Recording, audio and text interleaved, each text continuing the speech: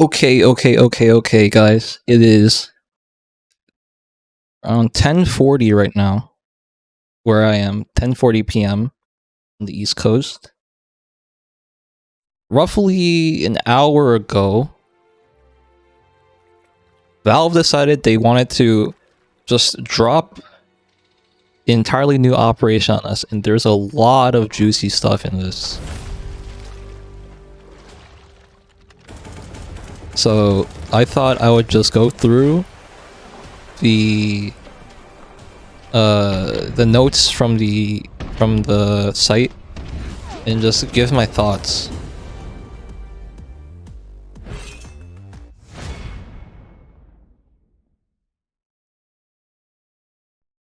So first things first, get the pass. Oh, rest in peace money. It was good while it lasted, but alright, and there we go. We have the Operation Riptide pass. Coin. I'm just gonna go item by item. So here we go. Operation Riptide. And if you've been following the CSGO Twitter and stuff over like the past, I guess, a week or so, they've been really hinting at this, like a surf emoji, then like a shark emoji, then like a wave emoji, and then the community are spectating, or wow, that's not what I meant at all. I meant speculating. Thank you, brain, for learning English properly. Speculating like, oh, does this mean that they're introducing surf servers, or what can this mean? You know, obviously, you know, there's always the people that are like, oh, Source 2 is coming out. That's not. But anyways, yeah, here we are. That's what this all meant. The shark emoji, the little wave emojis and whatnot. This is where it's led to. Operation Riptide.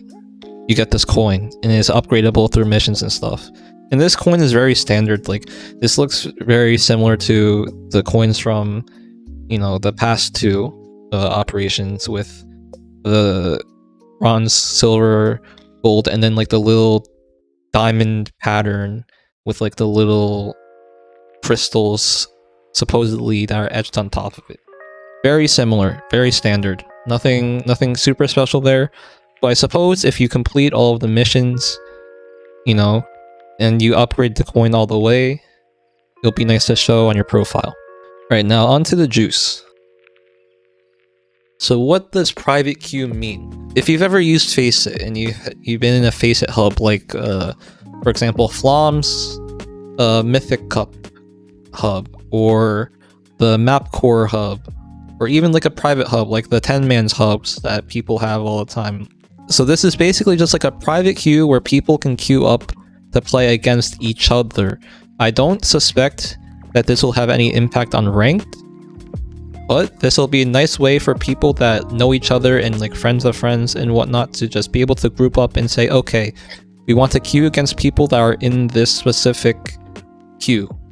You know, this seems like Valve's answer to Faceit in the ESEA matchmaking, like where they have the option to, you know, plug amongst friends and stuff.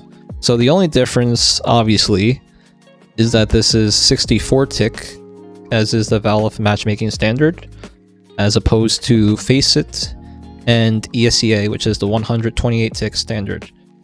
And, you know, obviously, I'm of the mind that if Valve has the capability of doing so, they should be moving their servers to 128 tick.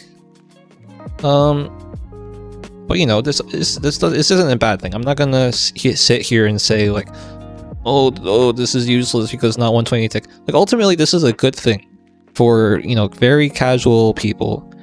Like, how many times have you, you know, had friends who said like, oh, I want to play CS, but I don't have Faceit installed or whatever, or even like some niche cases where for some reason they don't remember their Faceit passwords, or their Faceit is like, they're locked out of their Faceit or whatever, and you want to do like just like a casual 10-mans.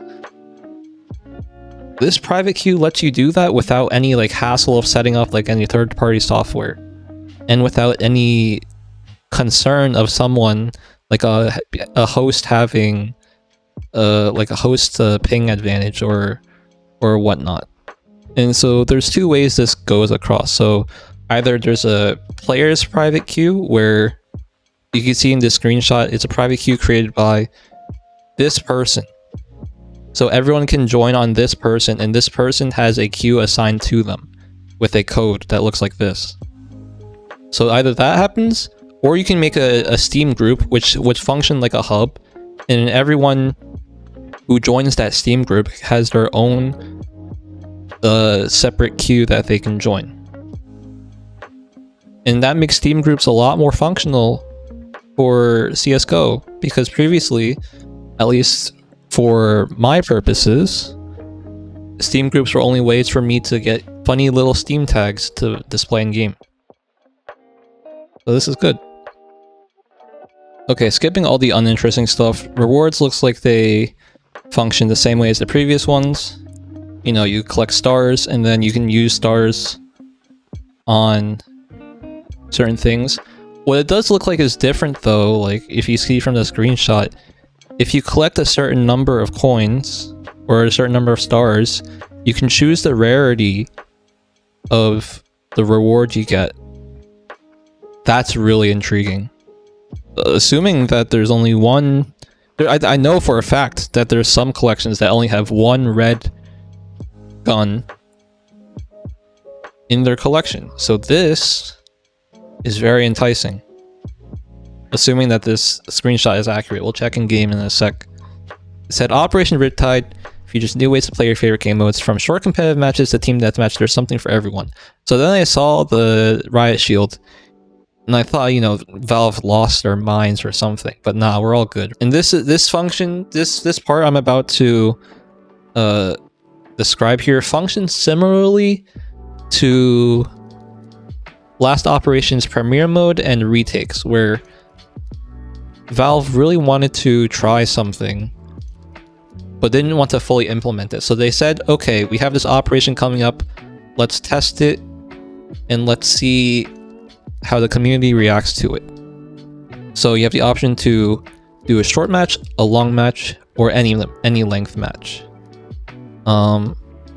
That's pretty big, because if you paid attention to, you know, pro players like Elige or CSGO professional casters like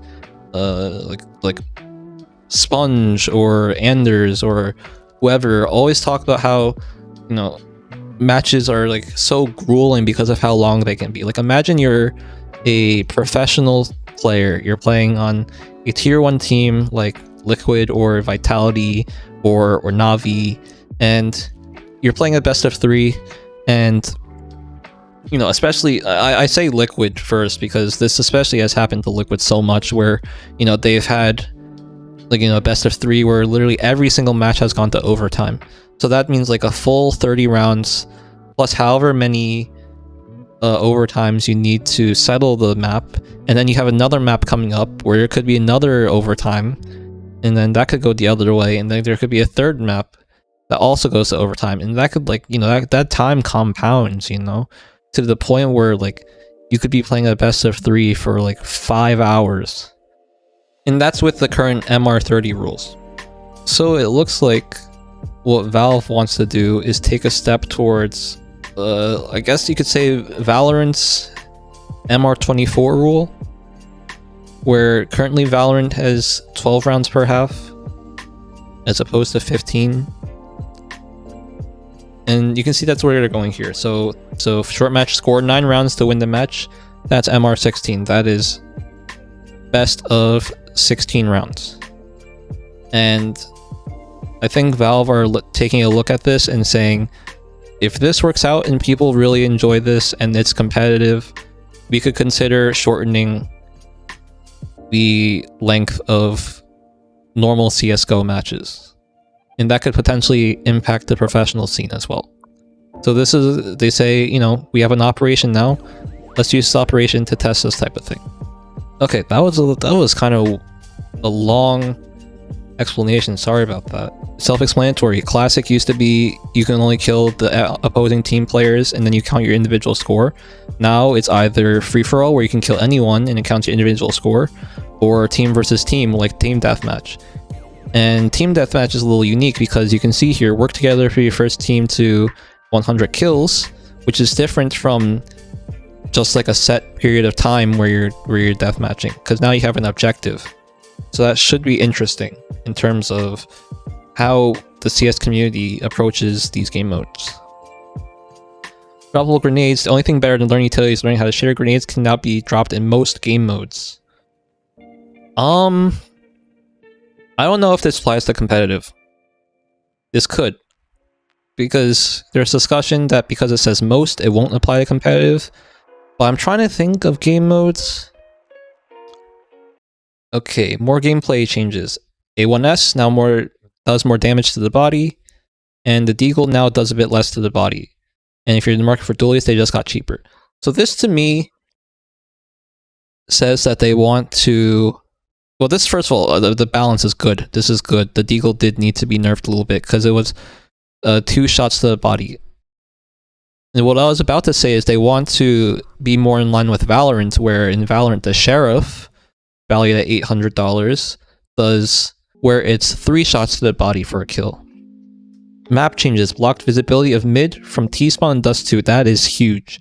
Because if you know Dust 2, you know that smoking the cross at mid doors is a necessity. It is required every round.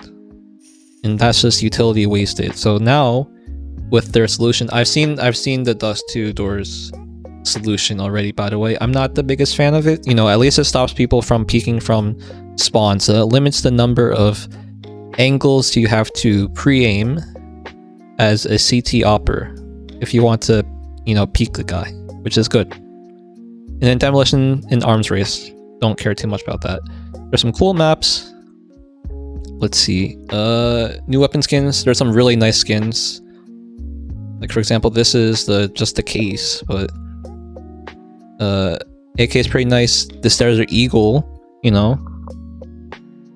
And then yeah, there's some of these skins in the Dust 2 collection that are just too nice for what they're worth. Like Mac 10 case hardened as a purple.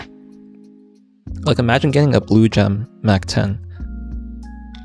They also said they made some changes to Inferno and Ancient.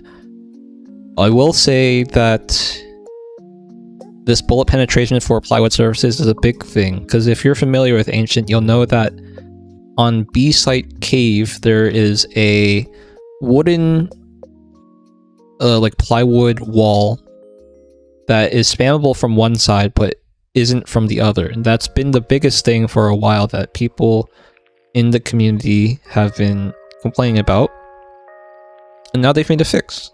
That could be good, and also, you know, it's a good testing ground for if they want to balance their game competitively, like in professional play too in the future. Yeah, I don't know, the way that they word this here, grenades can now be dropped just like weapons.